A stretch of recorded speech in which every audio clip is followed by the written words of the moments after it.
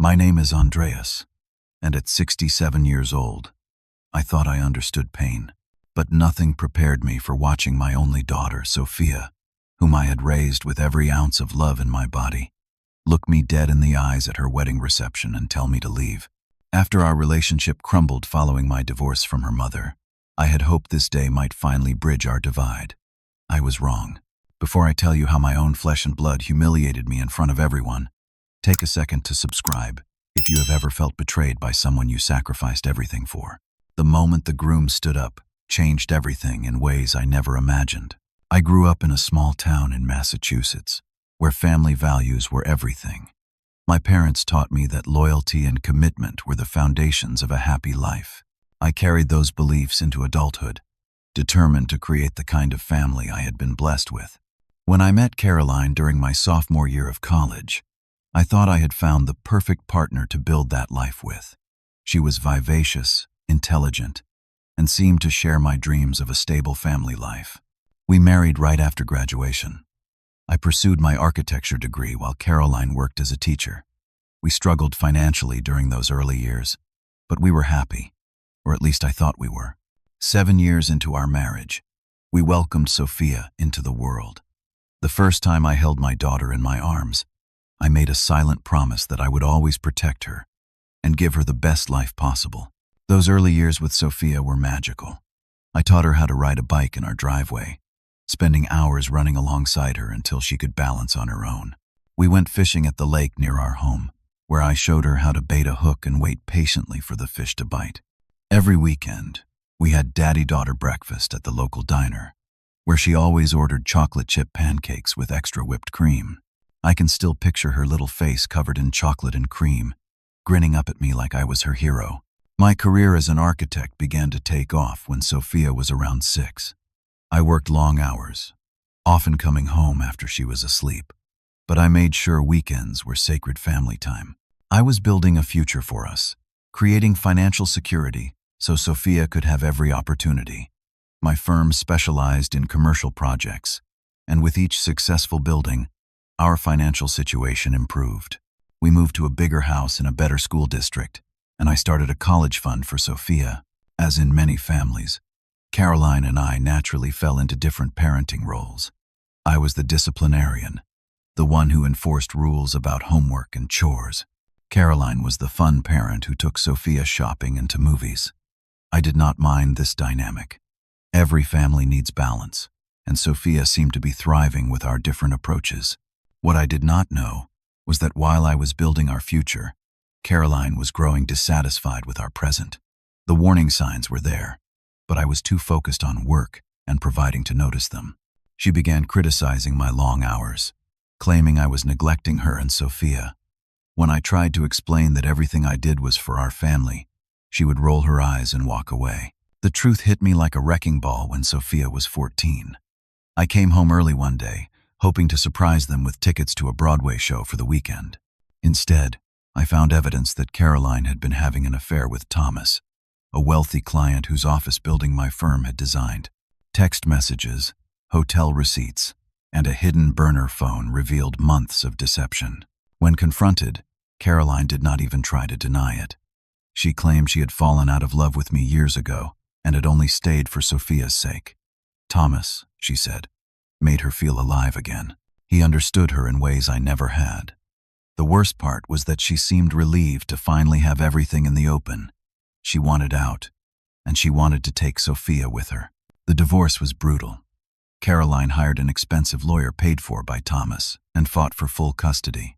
She portrayed me as a workaholic who had neglected his family for years. Despite my lawyer's best efforts to show my dedication as a father, the court awarded Caroline primary custody. I got visitation every other weekend and Wednesday dinners. My life as I knew it was over. From the very first custody exchange, I could see that things had changed with Sophia. She was cold, distant, almost looking through me rather than at me. During our weekends together, she would spend most of the time texting her friends or her mother, checking in constantly as if I could not be trusted. Our conversations became stilted and awkward. What I did not realize immediately was how Caroline was systematically turning Sophia against me. It started subtly at first. Sophia would mention something Caroline had said about me working too much when she was little. Then it progressed to more direct accusations, like Caroline telling Sophia that I had never wanted to have children and that having her had been a burden on my career. These were outright lies, but to a teenager, already dealing with the trauma of her parents' divorce, they were easy to believe. Every time I tried to defend myself, it came across as attacking her mother, which only pushed Sophia further away. I was in an impossible situation. As Sophia moved through high school, our relationship deteriorated further. She began canceling our scheduled visits, claiming school projects or friend obligations. When I would call Caroline to discuss this, she would say, "I cannot force a teenager to see you if she does not want to. Sophia is old enough to make her own decisions about who she wants in her life." By the time Sophia left for college, our relationship was hanging by a thread. She chose a university 3 states away and made it clear that she did not expect me to visit often. I still paid half her tuition, sent care packages, and called regularly, but her responses were increasingly brief and disinterested. 5 years after my divorce, I met Janet, a kind widow who worked as a librarian. She helped me begin to heal from the wounds Caroline had inflicted. When we married after 2 years of dating, I hoped Sophia would be happy for me. Instead, she attended the small ceremony with obvious reluctance, barely speaking to Janet and leaving immediately after the reception. Janet encouraged me to keep trying with Sophia, reminding me that healing family relationships takes time. I sent birthday and Christmas gifts, graduation presents, and regular texts just to check in. Most went unacknowledged or received only perfunctory responses. Still, I never gave up hope that someday my daughter would remember the bond we once shared and find her way back to me. After Sophia graduated college, our contact became even more sporadic. She moved to Chicago for a job in marketing and called only on major holidays, usually brief conversations that felt more like obligations than genuine connections. So when my phone rang one evening and I saw her name on the screen, I was surprised but hopeful. I will never forget that call. Her voice sounded lighter than it had in years as she said, "Dad, I have some news. I am engaged. His name is William. We have been dating for 2 years. 2 years." My daughter had been in a serious relationship for 2 years, and I had no idea. I swallowed my hurt and congratulated her, asking when I could meet the man who had won her heart. A month later, Janet and I drove to Chicago for dinner with Sophia and William. I was nervous the entire drive, worried about making a good impression not just on William but on my own daughter. We met at an upscale restaurant downtown. When we arrived, they were already seated. William stood immediately, extending his hand with a genuine smile. He was tall with kind eyes and a firm handshake. Sophia, by contrast, offered a stiff hug and immediately returned to her seat. Throughout dinner, I noticed how William tried to include me in the conversation, asking about my work and interests. He seemed genuinely interested in getting to know me, unlike Sophia, who spent most of the meal talking to Janet about neutral topics like the weather and Chicago attractions.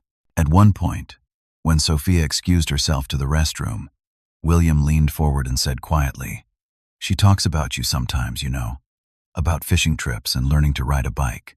I think there is more there than she lets on." His words gave me a flicker of hope that perhaps not all was lost. Maybe this wedding could be the bridge that would bring Sophia back into my life in a meaningful way. That hope grew when the formal wedding invitation arrived 3 weeks later. It was elegant, addressed to both Janet and me, with a handwritten note from Sophia asking if I would be willing to contribute to the wedding expenses. The note mentioned that Thomas would be handling some costs, but implied that additional help would be appreciated. Despite the somewhat mercenary nature of the request, I was elated. Contributing financially might give me the opportunity to be more involved in the planning process. I called Sophia immediately and offered to pay for half the wedding costs, a substantial commitment given the venues and services they were considering. She seemed genuinely appreciative, and we arranged to meet the following weekend to discuss details. The planning meeting, however, quickly doused my optimism. It took place at Caroline and Thomas's luxurious home, a setting that immediately put me at a disadvantage. Caroline greeted me with a cold civility that barely masked her disdain. Thomas, the man who had helped destroy my family, clapped me on the shoulder like we were old friends. Throughout the meeting, my input was systematically ignored. Whenever I made a suggestion about venues or catering, Caroline would smoothly interject with an alternative that Sophia immediately embraced. Thomas made a show of deferring to the women, while exchanging knowing glances with Sophia, as if they shared an understanding from which I was excluded. During a break, I overheard a conversation between Caroline and Sophia in the kitchen that chilled me to the bone. "It is all about chosen family now," Caroline was saying. "Blood does not automatically earn someone a place at your table. You get to decide who stands beside you on your big day." "I am so glad you understand, Mom," Sophia replied. "William keeps saying I should give Dad a bigger role, but he does not get our history." Despite this gut punch, I maintained my commitment to funding half the wedding. Janet thought I was being taken advantage of, but I explained that I would rather be present in any capacity than absent from this milestone in my daughter's life. If financial contribution was my only value to Sophia at this point, I would accept that role and hope for more in the future. Over the next few months, I attended a few more planning sessions, each following the same pattern of polite exclusion. William often seemed uncomfortable with the dynamic, occasionally trying to involve me in decisions or asking for my opinion directly. These moments were quickly redirected by Caroline or Sophia. 2 weeks before the wedding, William asked to meet me for coffee, just the two of us. I was surprised but agreed readily. At the cafe, he seemed nervous, fiddling with his napkin as he struggled to find the right words. "I just want you to know, Andreas, that I respect you," he finally said. "Sophia has told me some things about your relationship, but honestly, sometimes the pieces do not add up. I get the feeling there is another side to the story." I appreciated his candor, but was careful not to criticize Caroline or Sophia. The last thing I wanted was to create more tension right before the wedding. I simply thanked him for making my daughter happy and told him I looked forward to welcoming him to the family. As he left, William hesitated, then added, "I really hope things get better between you two. Family is important to me, and I know deep down it is to Sophia too, even if she has trouble showing it." His words sustained me in the final days before the wedding, even as it became increasingly clear that my role would be minimal at best. I held on to the hope that perhaps William's influence might eventually help heal the rift between Sophia and me. Little did I know how prophetic that hope would prove to be, though not in the way I could have imagined. The rehearsal dinner was held at an elegant restaurant with views of the Chicago skyline. Janet and I arrived 15 minutes early, taking a moment in the car to prepare ourselves for the evening ahead. She squeezed my hand reassuringly, knowing how much I was struggling with the entire situation. When we entered, I immediately noticed the seating arrangement. Caroline and Thomas were at the main table with Sophia, William, and his parents. Janet and I had been placed 3 tables away, seated with distant cousins and work colleagues of Thomas. The message was clear. We were not considered immediate family. The traditional rehearsal dinner speeches began after the main course. William's father spoke movingly about welcoming Sophia into their family. Thomas followed with an emotional speech about watching Sophia grow into a remarkable woman, conveniently omitting that he had only entered her life when she was a teenager. I waited for my turn, having prepared a short, heartfelt message that I hoped would resonate with Sophia. But my turn never came. The speeches concluded, dessert was served, and the evening moved on. When I quietly asked the wedding planner about the oversight, she looked uncomfortable and murmured something about a last-minute change to the program. Later in the evening, I found a moment alone with Sophia near the bar. She looked stunning, happiness radiating from her in a way I had not seen in years. For a brief moment, when she turned and saw me, her expression softened. "You look beautiful, sweetheart," I said. "I am so happy for you." "Thanks, Dad," she replied, and for a fleeting second, I saw a glimpse of the little girl who used to run into my arms after school. But the moment passed quickly as Caroline approached, linking her arm through Sophia's. "The photographer wants some mother-daughter shots," Caroline announced, shooting me a triumphant glance as she led Sophia away. As they walked off, I overheard Caroline whisper, "Tomorrow is the big day," finally putting him in his place for good. Sophia's response was too quiet to hear, but her glance back at me held something that looked almost like regret. William made several attempts throughout the evening to include me, bringing me into conversations and introducing me to his extended family.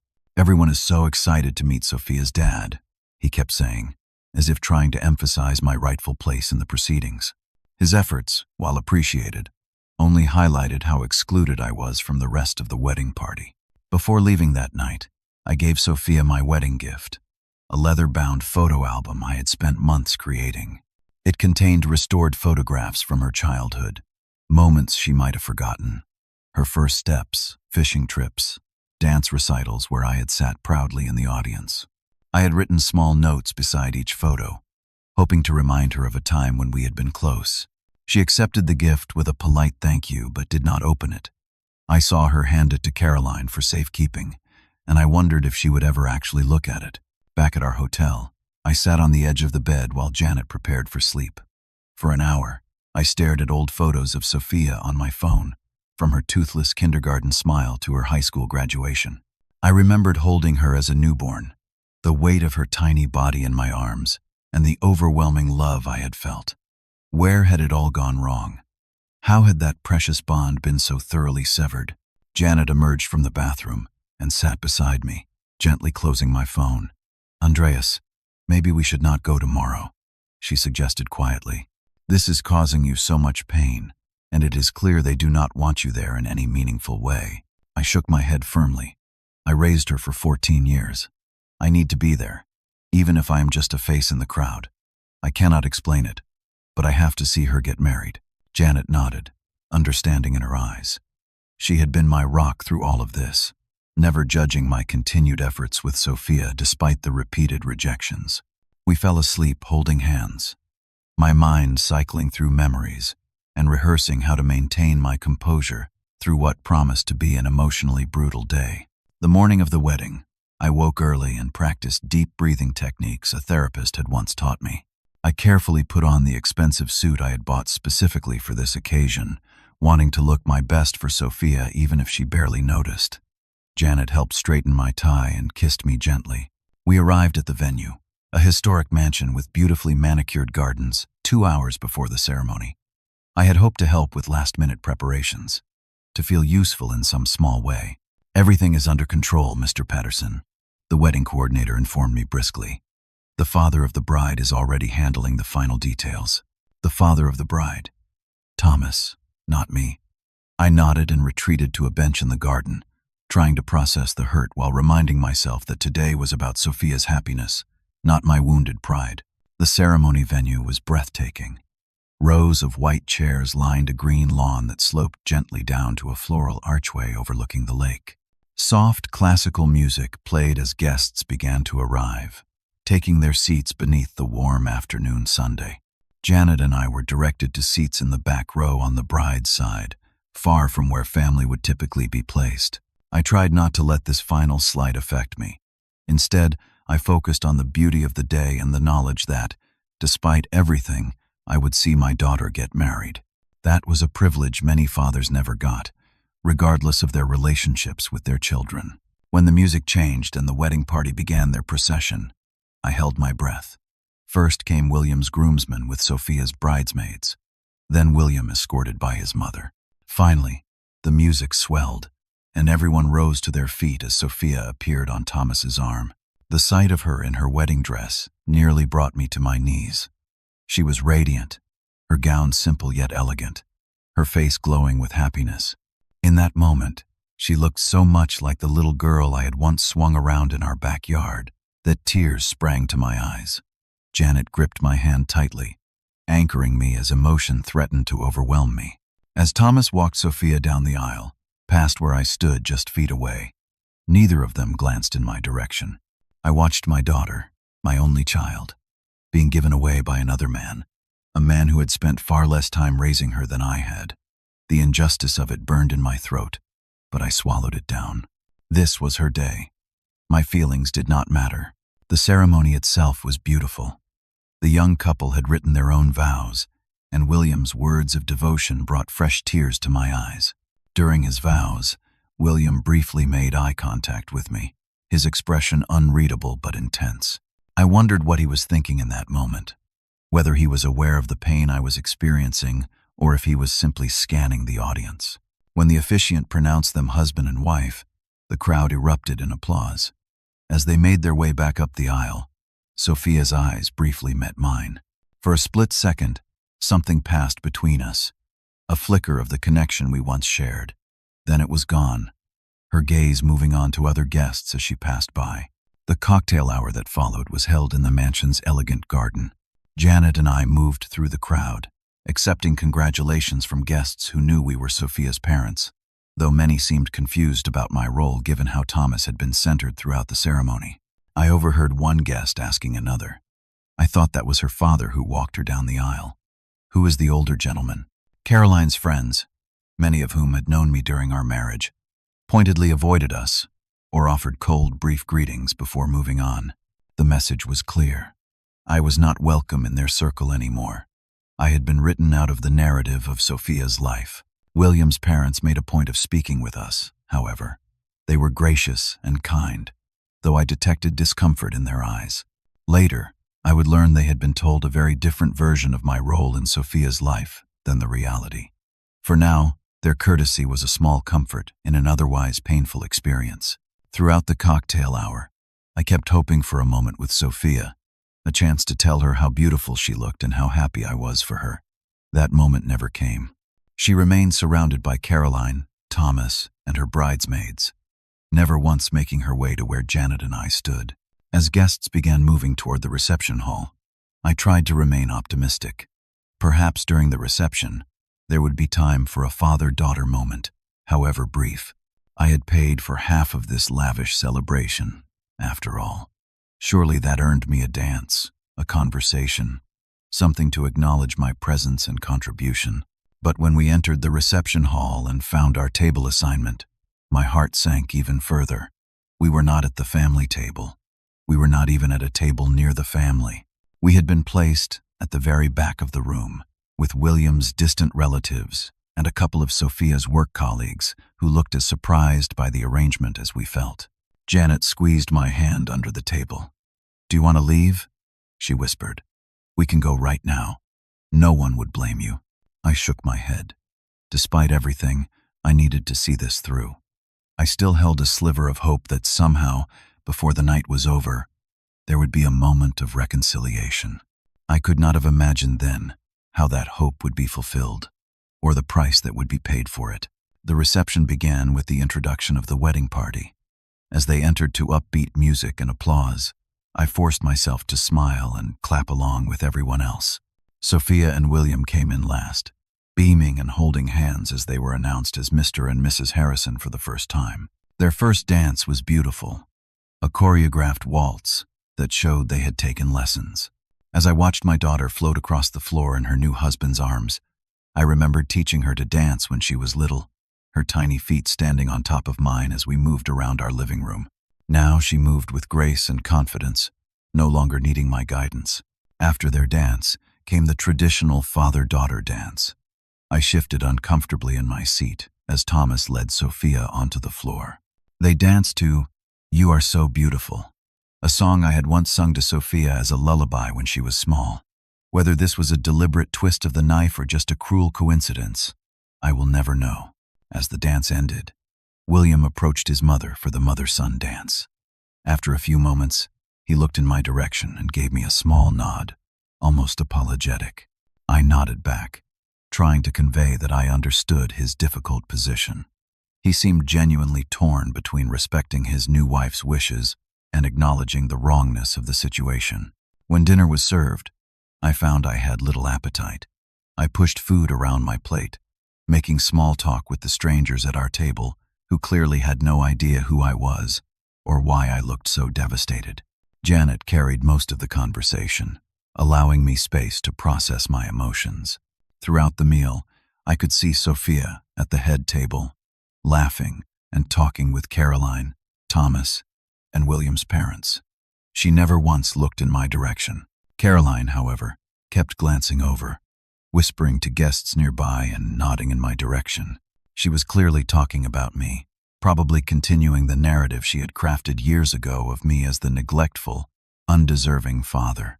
Several times I caught guests looking at me with expressions ranging from curiosity to outright hostility. The humiliation burned deep, but I maintained my dignity, refusing to give Caroline the satisfaction of seeing me upset. After dinner came the moment I had been dreading, the toasts. William's best man spoke first, sharing funny anecdotes about their friendship and offering heartfelt wishes for their future. William's father followed with a warm welcome to Sophia, emphasizing how happy they were to have her join their family. Then Sophia stood, champagne glass in hand. The room fell silent as she began to speak. First, she thanked everyone for coming to celebrate with them. She thanked William's family for welcoming her so warmly. She thanked Caroline and Thomas for their love and support, specifically calling Thomas the father who had always been there for her. Then came the words that would change everything. "I believe family is not just about blood," Sophia said, her voice carrying clearly across the silent room. "My chosen family are those who make me happy, who support me, who have been there for me when I needed them most." The room erupted in applause at this modern sentiment. But as the clapping died down, Sophia's gaze found me at the back of the room. Her expression hardened, her eyes cold in a way I had never seen before, not even during the worst days after the divorce.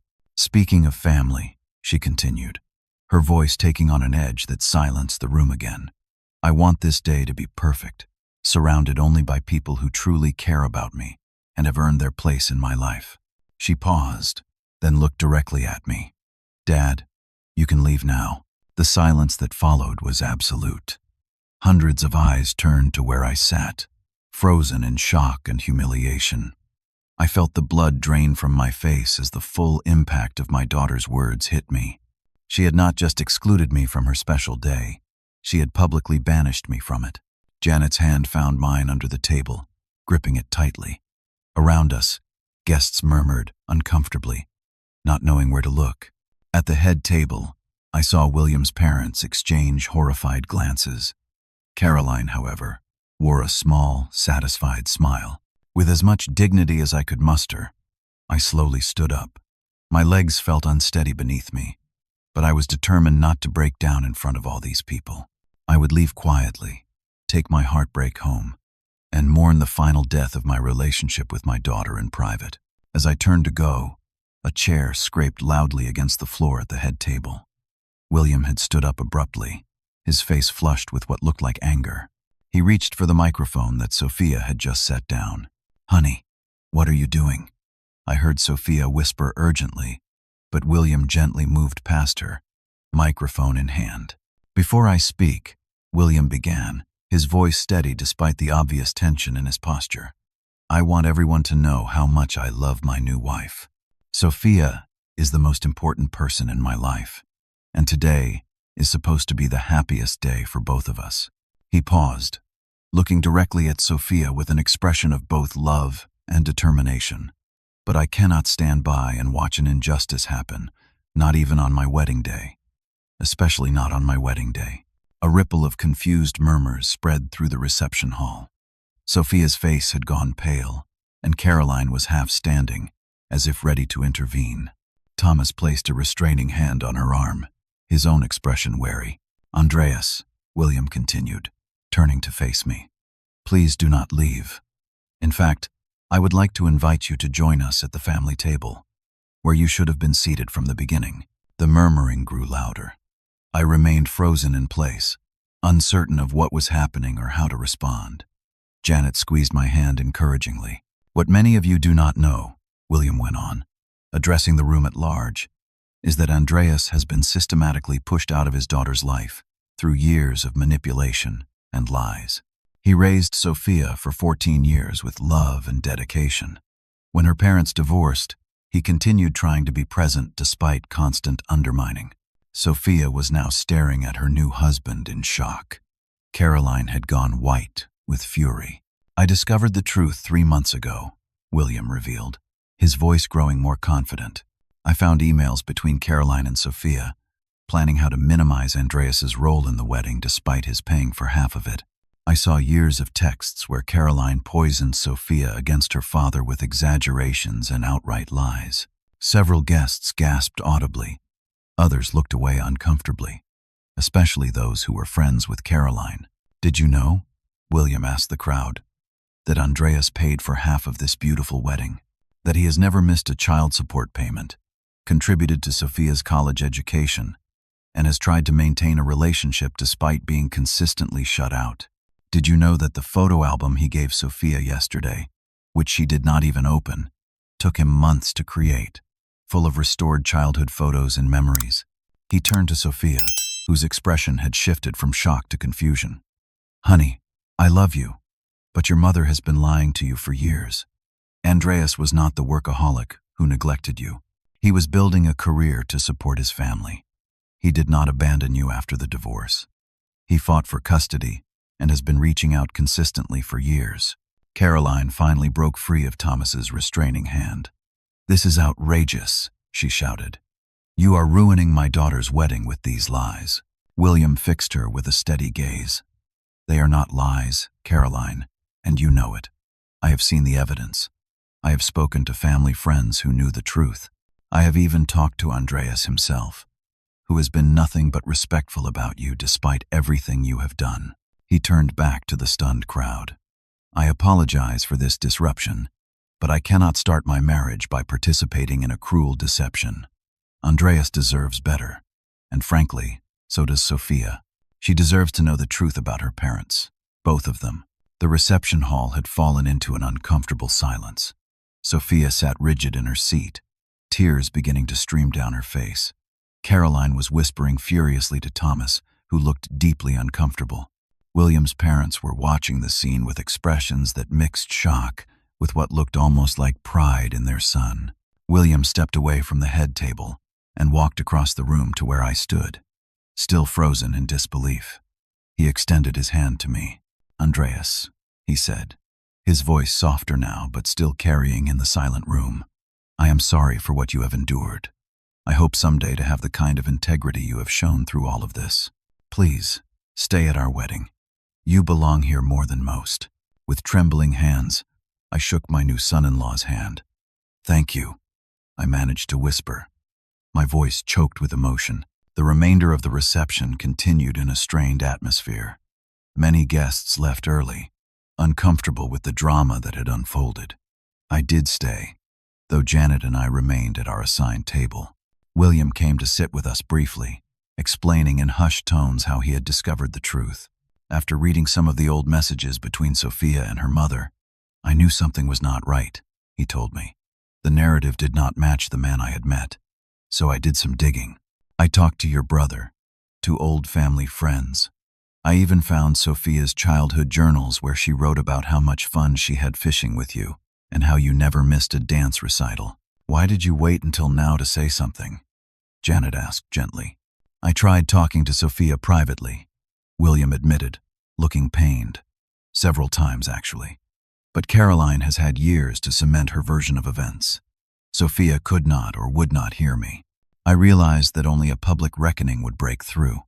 I am sorry it had to be this way, but I could not let her hurt you like that, not when I knew the truth." Toward the end of the evening, Sophia approached our table. Her makeup was smeared from crying, and she looked utterly exhausted. William stood from where he had been sitting with us and gently led her to a chair. "I do not know what to say," she began, unable to meet my eyes. "I need time to process all this." I nodded, not trusting myself to speak without breaking down. Years of hurt and longing threatened to spill out, but this was neither the time nor the place. "We will talk," she promised haltingly. "After the honeymoon. I need to think about everything." "I understand," I said simply. "Take all the time you need. I will be here." As they prepared to leave for their honeymoon suite, William pulled me aside. "I will call you when we get back," he promised. 3 weeks, and I will make sure we all sit down together. It is time to heal this family." Janet and I left shortly after the newlyweds departed. In the car, the emotional dam finally broke.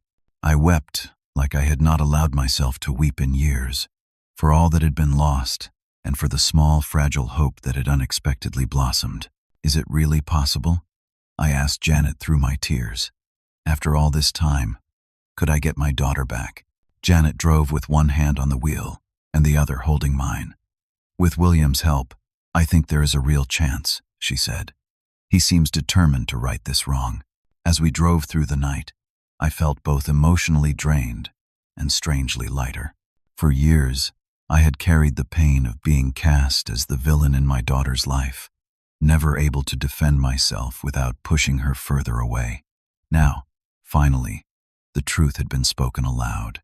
What would come of it remained to be seen, but for the first time in a very long time, I felt something like hope. The 3 weeks following the wedding were among the longest of my life. Janet suggested I focus on work to pass the time, but my thoughts constantly drifted to Sophia and William, wondering if his intervention had made any difference, or if it had only hardened her heart further against me. Each day, I checked my phone obsessively for any message or call, but there was nothing but silence. During those weeks, I experienced every emotion imaginable. Anger at Caroline for her years of manipulation, sadness for all the moments with Sophia I had missed and could never get back, hope that perhaps this dramatic revelation might lead to healing, fear that it was too little, too late. I moved between these feelings hourly, sometimes finding myself overcome with emotion in the middle of ordinary tasks. Janet suggested I speak with a therapist to help process everything, advice I reluctantly followed. Dr. Marshall helped me understand that regardless of what happened with Sophia, I needed to forgive myself for whatever mistakes I had made and recognize that much of what had occurred was beyond my control. These sessions became a lifeline as I waited for word from William. 23 days after the wedding, my phone rang with William's number.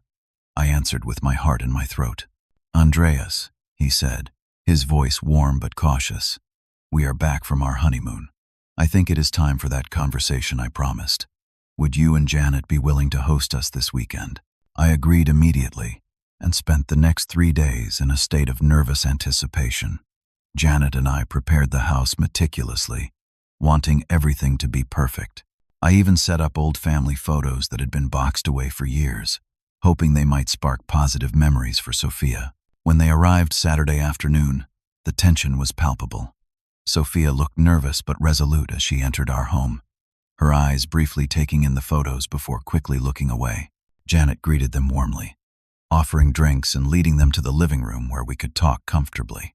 For several long moments, nobody spoke. Finally, William gently prompted, "Sophia, remember what we discussed?" My daughter took a deep breath and looked directly at me for what felt like the first time in years.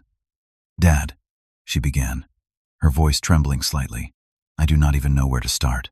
I have been living with a version of our history that I am now realizing might not be accurate." I waited, not wanting to interrupt what was clearly difficult for her.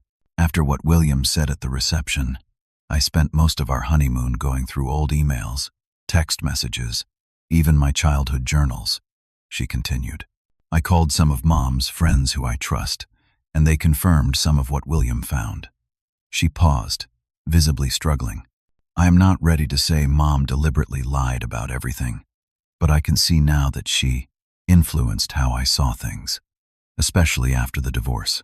"I think influenced is a very gentle word for what happened," William murmured. But when Sophia shot him a look, he raised his hands in acquiescence. "This is your conversation. I am just here for support." Sophia turned back to me. "The thing is, Dad, even if Mom twisted things, you were not perfect either. You did work a lot when I was growing up." "You are right," I acknowledged, grateful for the opening to address this directly. I did work long hours, especially when my career was taking off. I thought I was doing the right thing by providing financially and making our weekends special. But I can see now that my absence during the week might have hurt you, and for that, I am truly sorry." Sophia nodded, a look of surprise crossing her face at my ready admission. "I remembered things differently during the honeymoon," she said quietly. "Like how you never missed a dance recital, even though Mom always told me you were too busy with work to care about my activities, or how you taught me to ride a bike, which somehow became a story about how Thomas taught me because you never had time. The revelations continued as Sophia shared example after example of how Caroline had subtly rewritten our family history. Small distortions at first, building over the years into a completely false narrative of a neglectful father who cared more about his career than his family. By the end, Sophia was crying, and I found myself fighting back tears as well. "This is going to take time," she said finally, wiping her eyes. "I cannot just flip a switch and undo years of thinking a certain way. And I am angry, not just at Mom, but at both of you for putting me in the middle of your issues." "That is completely fair," I said. "I never wanted you to feel caught between us, but I recognize that happened regardless of my intentions. All I ask is for the chance to rebuild our relationship, to get to know each other again as the adults we are now." The conversation lasted for hours that day, painful but necessary. By the time Sophia and William left, we had agreed to regular dinner meetings, just the two of us, to begin the slow process of reconnection. There were no dramatic hugs or instant forgiveness, but there was something almost more valuable: honesty and the commitment to move forward. Over the following months, those dinner meetings became the highlight of my weeks. At first, conversation was stilted and careful, both of us afraid of saying the wrong thing.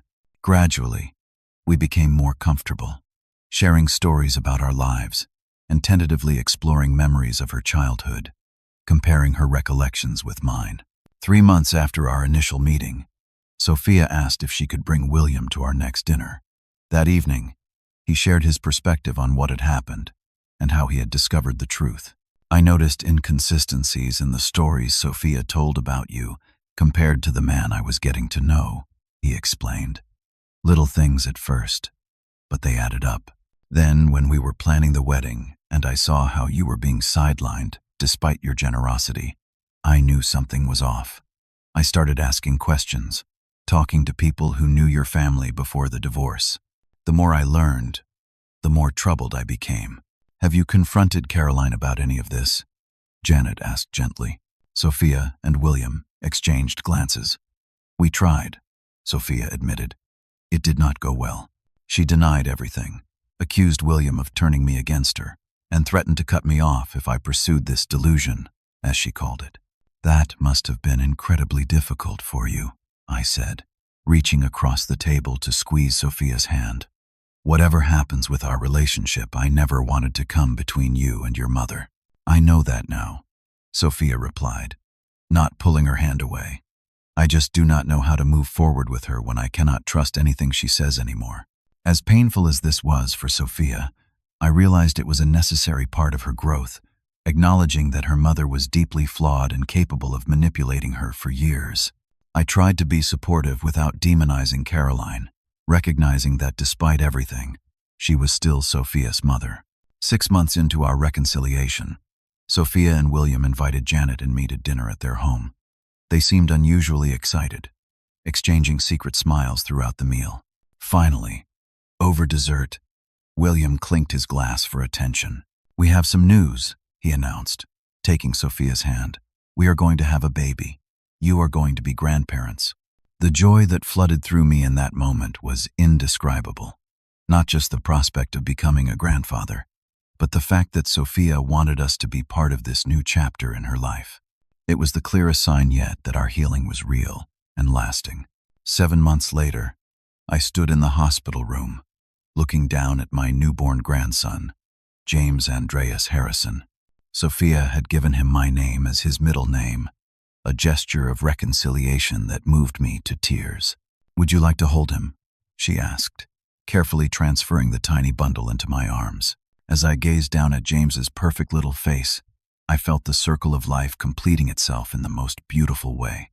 All the pain and separation of the past years could not diminish this moment of pure joy and connection. In the year that followed, our family continued to heal and grow stronger. Sophia eventually confronted Caroline more firmly about her manipulations, leading to a difficult period of estrangement between them.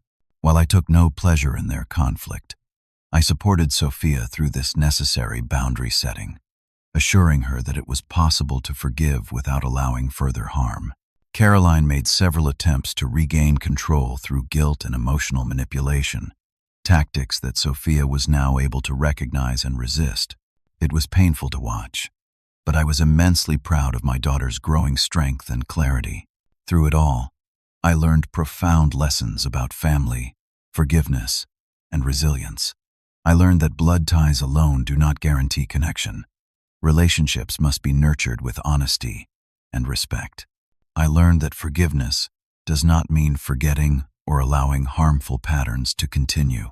Most importantly, I learned that it is never too late for healing, that even the deepest wounds can mend if both parties are willing to do the work. Today, as I sit in my backyard watching 3-year-old James playing with his toys, while Sophia and William chat with Janet about their plans for a second child, I feel a peace I once thought impossible. The journey has been long and painful, but the destination has been worth every step. I do not know what the future holds for our family. Relationships are always evolving, requiring constant care and attention. What I do know is that truth, however delayed, has a power that can break through even the most carefully constructed deceptions. William's courage in speaking up that day at the wedding changed the course of all our lives, reminding me that sometimes a single act of integrity can begin to heal years of pain.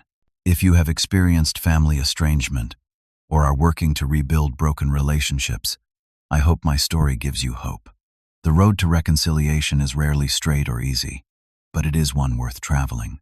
Sometimes the people we love are led astray by others, and sometimes our own mistakes contribute to the distance between us. Either way, with patience, honesty, and the courage to face difficult truths, healing is possible. Have you ever experienced a moment of truth that changed everything in a relationship? Has someone ever stood up for you when you needed it most? Share your story in the comments below. And if this journey resonated with you, please like and subscribe for more real-life stories about family, forgiveness, and finding your way back to what matters most. Thank you for listening, and remember, it is never too late to heal what has been broken.